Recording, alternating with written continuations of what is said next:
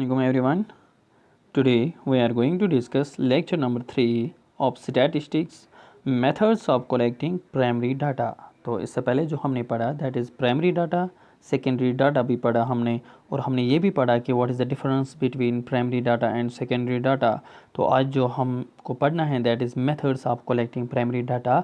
Primary data को हम किन किन मेथड से कलेक्ट कर सकते हैं, और आपको ये भी पता है कि प्राइमरी डाटा क्या होता है. प्राइमरी डाटा वो डाटा होता है जो फर्स्ट हैंड होता है, या ओरिजिनल डाटा होता है, या फ्रेश डाटा होता है जिसको हमें खुद मेहनत करके कलेक्ट करना पड़ता है, और ये किसी का बनाया हुआ नहीं है, ना ये इससे पहले एग्जिस्ट हो गया है.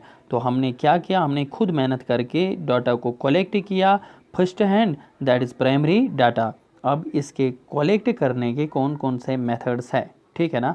तो अगर ये प्राइमरी डाटा है, इसके मेथड्स कौन से होंगे.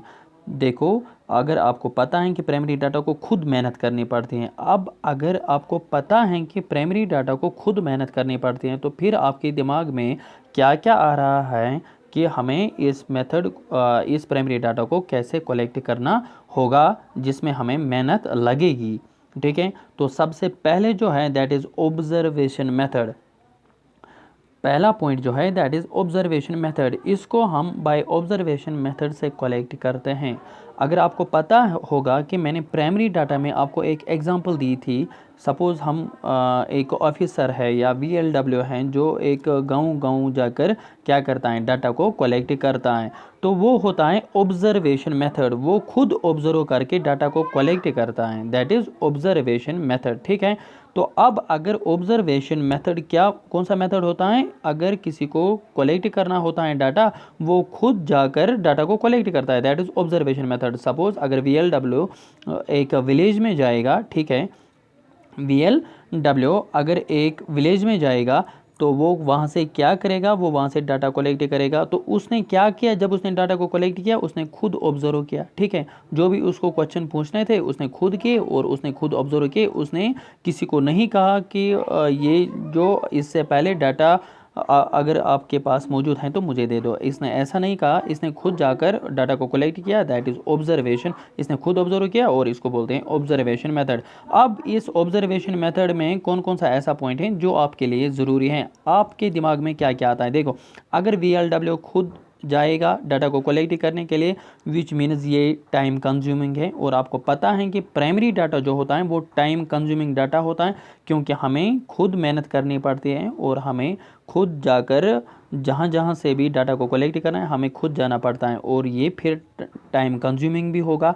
ठीक है, तो वैसे ही ऑब्जर्वेशन मेथड क्या है, ये तो प्राइमरी डाटा का है, और इस मेथड में क्या है, ऑब्जर्वेशन मेथड में आपको यहाँ पे टाइम लगेगा, ये टाइम कंज्यूमिंग डाटा है. और अगर टाइम कंज्यूमिंग है, टाइम कंज्यूमिंग के साथ साथ जब टाइम लगेगा तो आपको खुद समझना है कि जहाँ पे टाइम लगता है वहाँ पे पैसे लगते हैं. ठीक है, तो अगर ये टाइम कंज्यूमिंग है फिर ये कॉस्टली भी होगा. ठीक है, क्या होगा, कॉस्टली. कॉस्टली मीन्स यहाँ पे खर्चा बहुत ज़्यादा आता है और टाइम कंज्यूमिंग भी है. आया समझ में. ये दो पॉइंट जो हैं आपके लिए इम्पॉर्टेंट हैं. तो आप यहाँ पे देखो, यहाँ पे क्या लिखा है मैंने, इन्वेस्टिगेटर डायरेक्ट ऑब्जर्वेशन. शॉर्टकट में लिखा है कि इन्वेस्टिगेटर मीन्स जो इन्वेस्टिगेशन करते हैं, जिनको डाटा ज़रूरत है, वो खुद डायरेक्ट ऑब्जर्वेशन करते हैं. यहाँ पे डायरेक्ट लिखा है क्योंकि ये फर्स्ट हैंड डाटा है, ये ओरिजिनल डाटा है. यहाँ पे इनडायरेक्ट नहीं चलेगा, इनडायरेक्ट सेकेंडरी डाटा में होता है. ठीक है, तो अगर इन्वेस्टिगेटर यहाँ पे डायरेक्ट ऑब्जर्वेशन करेगा, कहाँ पे, ऑब्जर्वेशन मेथड में. ठीक है ना, तो वैसे ही प्राइमरी डाटा में इन्वेस्टिगेटर क्या करता है, direct observation. Free from subjective biasness.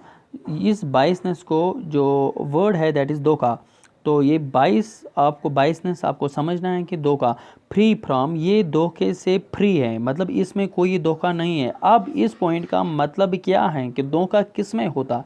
देखो, अगर VLW सपोज़ या इन्वेस्टिगेटर खुद ऑब्जर्व करता है, जब भी खुद ऑब्जर्व करेगा तो ये तो सब कुछ देखेगा. अगर किसी बंदे की वीकनेस होगी वो भी ये खुद देखेगा, अगर स्ट्रांग पॉइंट होगा किसी का वो भी ये खुद देखेगा. ठीक है, तो अगर इसको कुछ डाटा कलेक्ट करना है वो ये खुद वहाँ पे कलेक्ट करेगा. ना ये गलत डाटा कलेक्ट कर सकता है, जो डाटा होगा वो ट्रू होगा, वो किसी चीज़ का, किसी किस्म का उसमें धोखा नहीं होगा, तो इसलिए यहाँ पे लिखा है free from subject to biasness, इसमें कोई धोखा नहीं है। अगर आप ये सोचोगे सपोज ये जो VLW है, अगर इसको डाटा ज़रूरत है, अगर ये किसी थर्ड पर्सन को कहेगा कि मुझे डाटा कलेक्ट करके लाओ, तो फिर वहाँ पे वो जो डाटा कलेक्ट करेगा इसको तो ट्रस्ट करना है, और जहाँ पे वो ट्रस्ट होता है वहाँ पे धोखा भी होता है, ठीक है। तो बट यहाँ पे क्या है, ये डायरेक्ट ऑब्जर्वेशन करता है। जब ये डायरेक्ट ऑब्जर्वेशन करता है, ये किसी पे ट्रस्ट नहीं करता है, ये खुद कलेक्ट करता है और यहाँ पे धोखा नहीं हो सकता है, ठीक है। Free from subject to biasness. और यहाँ पे आपको पता है कि टाइम कंज्यूमिंग का मतलब क्या है। टाइम कंज्यूमिंग का मतलब है कि इस ऑब्जर्वेशन में जब ये खुद ऑब्जर्व करता है तो तब टाइम तो कंज्यूम हो जाएगा, ठीक है। ये टाइम कंज्यूमिंग डाटा है। आपको पता है कि आपको वो difference between primary and secondary data में भी मैंने टाइम का डिस्कस किया था। आपको मैंने कहा था कि प्राइमरी डाटा में टाइम तो लगता है और वहाँ पे पैसे भी as comparison to secondary data, primary data में ये कॉस्टली है, इसमें पैसे बहुत ज़्यादा लगते हैं। और आपको पता है कि ऑब्जर्वेशन मेथड में इन्वेस्टिगेटर खुद ऑब्जर्व करता है, मतलब कॉस्टली है, ठीक है ना। क्यों कॉस्टली है? देखो, अगर इसको 1 महीना लगेगा डाटा कलेक्ट करने में, इसको तो पैसे लेने हैं, ठीक है ना। ये तो मुफ्त में नहीं लाएगा, इसको तो सैलरी देनी है, तो दैट मीन्स ये कॉस्टली डाटा है। ये पॉइंट जो है आपके लिए इंपॉर्टेंट है। कौन कौन सा पॉइंट? डायरेक्ट ऑब्जर्वेशन है इसमें, ऑब्जर्वेशन मेथड में, और इसमें कोई धोखा नहीं है, टाइम कंज्यूमिंग है और कॉस्टली है। आपको ये खुद ही समझ आएगा। अगर और कोई क्वेश्चन भी आएगा इसमें आपको खुद समझ आएगा। बस दिमाग में ये रखना है कि VLW खुद विलेज में जाकर डाटा कलेक्ट करता है। बस आपको बाद में खुद ही समझ आएगा कि बाकी पॉइंटर्स इसके रिलेटेड कौन से होंगे। और अब जो नेक्स्ट मेथड है वो इंटरव्यू मेथड है। कौन सा method? Interview method. Interview method से भी हम प्राइमरी डाटा को कलेक्ट कर सकते हैं। क्यों? देखो, प्राइमरी डाटा कौन सा डाटा होता है जिसमें हमें खुद मेहनत करनी पड़ती है, हमें खुद डाटा लाना पड़ता है। और इंटरव्यू ऐसा चीज़ है, इंटरव्यू मेथड ऐसा चीज़ है जो प्राइमरी डाटा को कलेक्ट करता है। आपको खुद पता होगा, आपके दिमाग में अगर कोई इंटरव्यू की बात आती है, देखो कोई ऑफिसर इंटरव्यू कर रहा है, वो तो खुद मेहनत कर रहा है, वो तो क्वेश्चन पूछ रहा है, ठीक है। तो इसका मतलब क्या है? इसका मतलब इंटरव्यू मेथड से हम प्राइमरी डाटा को कलेक्ट कर सकते हैं। और personal interview and telephonic interview, इसको भी हमने 2 सेक्शंस में डिवाइड किया। कौन कौन सा? एक होता है पर्सनल इंटरव्यू, दूसरा होता है टेलीफोनिक इंटरव्यू। पर्सनल मीन्स जहाँ पे क्वेश्चन करने वाला और जिसको ये क्वेश्चन करेगा वो फेस टू फेस होंगे, दोनों आमने सामने होंगे। और टेलीफोनिक इंटरव्यू में बंदा टेलीफोन पे जिसको डाटा कलेक्ट करना है वो टेलीफोन हाथ में उठाकर क्या करता है, वो कॉल लगाकर डाटा को कलेक्ट करता है, जिसको हम कहते हैं टेलीफोनिक इंटरव्यू। अब पर्सनल इंटरव्यू के भी अपने फ़ायदे हैं और टेलीफोनिक इंटरव्यू के भी अपने फ़ायदे हैं, और इसमें भी कुछ नुकसान है, इसमें भी कुछ नुकसान है। देखो, पर्सनल इंटरव्यू में सबसे बड़ी बात जो है, एडवांटेज है, ये फेस टू फेस है, ठीक है। ये कौन सा? Personal interview face to face होता है और यहाँ पे किसी किस्म का गड़बड़ नहीं हो सकता है। ये टेलीफोनिक इंटरव्यू है, मतलब यहाँ पे गड़बड़ होने के चांसेस हैं, क्योंकि बंदा जिसको क्वेश्चन करेगा वो तो इसको देख नहीं सकता है। अब इसके अगर हम पर्सनल इंटरव्यू की बात करेंगे, ये क्या है, इस पर्सनल इंटरव्यू में और कौन से ऐसे पॉइंट्स हैं जो आपको ज़रूरत। अगर हम इसकी नुकसान की बात करेंगे पर्सनल इंटरव्यू की, जब बंदा फेस टू फेस आता है किसी ऑफिसर को, वो घबराता है, और जब वो घबराएगा तब इसके अंदर जो नॉलेज होगी, जो भी नॉलेज होगी, ये यहाँ पे पॉसिबल नहीं है कि वो पूरा अपना कैपेबिलिटी एंड टैलेंट शो करेगा। कहाँ पे? पर्सनल इंटरव्यू में, क्योंकि यहाँ पे हेजिटेशन होती है। और टेलीफोनिक इंटरव्यू में ये फ़ायदा है कि बंदा ऑफिसर को नहीं देखता है, जो भी क्वेश्चन करेगा ये फ्रीली उसको आंसर दे सकता है, इसको कोई भी यहाँ पे टेंशन नहीं है, क्योंकि ये ऑफिसर जो क्वेश्चन करता है ये उसको देख नहीं सकता है। आपको आपने खुद भी इमेजिन किया होगा कि टेलीफोनिक इंटरव्यू में, अगर हम अपनी बात करेंगे, टेलीफोनिक इंटरव्यू या टेलीफोन पे किसी को धमकी देना कितना आसान होता है, क्योंकि बंदा जिसको धमकी देता है वो उसको देख नहीं सकता है और वो कुछ भी बोल सकता है टेलीफोनिक इंटरव्यू टेलीफोन पे। और जब वो फेस टू फेस आता है वो बंदा कुछ नहीं कहता है, क्योंकि यहाँ पे फेस टू फेस होता है, ठीक है। टेलीफोन पे धमकी देना कितना आसान होता है। तो ये इसके कुछ फ़ायदे हैं, ठीक है। तो आपको यहाँ पे जो पॉइंट इसमें याद रखना है पर्सनल इंटरव्यू की अगर हम बात करेंगे, that is face to face. सबसे फर्स्ट पॉइंट जो है that is face to face. Personal interview face to face होता है और रिलायबल इंफॉर्मेशन, इसका जो फ़ायदा है दैट इज़ इसमें provides reliable information. Reliable information point to point information होता है, ठीक है। क्यों? क्योंकि जो बंदा क्वेश्चन करेगा, जो ऑफिसर क्वेश्चन करेगा, वो वही क्वेश्चन करेगा जो उसको ज़रूरत है, और जब उसको ज़रूरत है तो वो जो भी क्वेश्चन करेगा उसको उसी हिसाब से बंदे का पता चलता है कि इसकी का टैलेंट कैसा है, ठीक है। तो वो यहाँ पे पॉइंट पॉइंट जो भी इंफॉर्मेशन उसको चाहे कि वो यहाँ पे निकाल सकता है पर्सनल इंटरव्यू में। और यहाँ पे जो इसका डिसएडवांटेज है that is need large number of enumerators. Enumerators का मतलब है जो डाटा को कलेक्ट करते हैं गाँव-गाँव जाकर या जहाँ भी। ये ज़रूरी नहीं है कि इंटरव्यू एक चेयर पे किया जाएगा। अगर इन्यूमरेटर्स होते हैं वो जो क्वेश्चन करते हैं या जो डाटा को कलेक्ट करते हैं वो खुद भी जाकर डिफरेंट विलेजेस में जाकर डाटा को कलेक्ट कर सकते हैं by face to face interview. मगर इसमें क्या है कि पर्सनल इंटरव्यू में क्या होता है, पर्सनल इंटरव्यू में इन्यूमरेटर्स की बहुत ज़्यादा ज़रूरत होती है, क्योंकि इनको फेस टू फेस क्वेश्चन करने पड़ते हैं। और जब एरिया वाइड होगा, सपोज एरिया वाइड अगर यहाँ पे होगा तो इसके लिए कितने इन्यूमरेटर्स चाहिए, इसके लिए यहाँ पे अलग एक पोर्शन के लिए यहाँ पे अलग इन्यूमरेटर चाहिए, यहाँ पे अलग, यहाँ पे अलग, यहाँ पे अलग, मतलब इसके लिए बहुत सारे इन्यूमरेटर्स चाहिए, ठीक है। और not suitable wire the area is very vast. अगर ये जो एरिया है जहाँ पे डाटा कलेक्ट करना होगा वो यहाँ पे ज़्यादा पॉसिबल नहीं है, ये सूटेबल नहीं है। अगर ये इन्यूमरेटर्स 100 हो गए, 200 होंगे, ठीक है, बट अगर यहाँ पे कैपिटल ज़्यादा नहीं है तो फिर इन्यूमरेटर्स भी ज़्यादा हम बढ़ा नहीं सकते, और ज़्यादा अगर हम ज़्यादा नहीं बढ़ा सकते हैं फिर ज़्यादा लार्ज एरिया के लिए ये पॉसिबल नहीं है कि फेस टू फेस इंटरव्यू करना। और investigator should be trained and skilled. और जो बंदा भी हमको इन्यूमरेटर्स चाहिए किस डाटा को कलेक्ट करने के लिए, वो ट्रेनड भी होनी चाहिए और स्किल्ड भी होनी चाहिए। क्यों?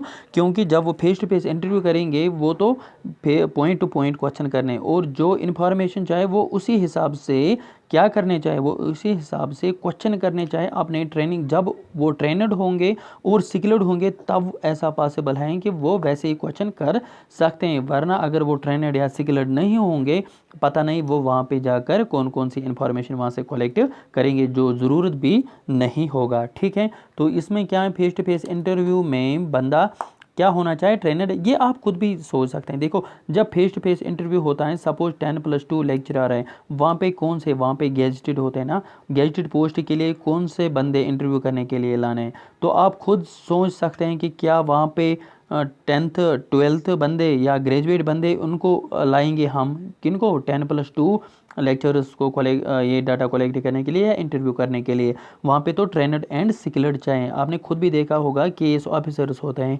क्योंकि वो ट्रेनड भी होते हैं और स्किल्ड भी होते हैं, ठीक है। ये ऐसे पॉइंट हैं, ये ऐसा टॉपिक है जहाँ पे आप अपने दिमाग से ऑब्जेक्टिव निकाल सकते हैं। और नेक्स्ट जो है that is telephonic interview. Telephonic interview में क्या क्या है जो मैंने आपको कहा, देखो interview contact with respondents through telephone. ये तो आपको पता है कि टेलीफोनिक इंटरव्यू वो इंटरव्यू होता है जहाँ पे हम रेस्पोंडेंट्स मीन जिनको हम क्वेश्चन करेंगे, ठीक है, वो टेलीफोन से हम उनको कांटेक्ट करते हैं। और flexible and faster than other methods. ये फ्लेक्सिबल है, जो मैंने आपको कहा इसमें हेजिटेशन नहीं होती है, ये बंदा फ्लेक्सिबल बंदा क्या करता है वो रिलैक्स होता है। और फास्टर देन अदर मेथड्स, ये सबसे फास्ट हैं। याद रखना सबसे फास्ट मेथड जो है किस में, प्राइमरी डाटा में, दैट इज़ टेलीफोनिक इंटरव्यू। यहाँ पे लिखा है फास्टर देन अदर मेथड्स, ये सबसे फास्ट हैं क्योंकि बंदे को एक कॉल करके सब कुछ डाटा कलेक्ट करना है, तो इसमें कोई ज़रूरत नहीं है कि इसमें 10-15 दिन लगेंगे, इसमें 1 सेकंड लगेगा कॉल करने में।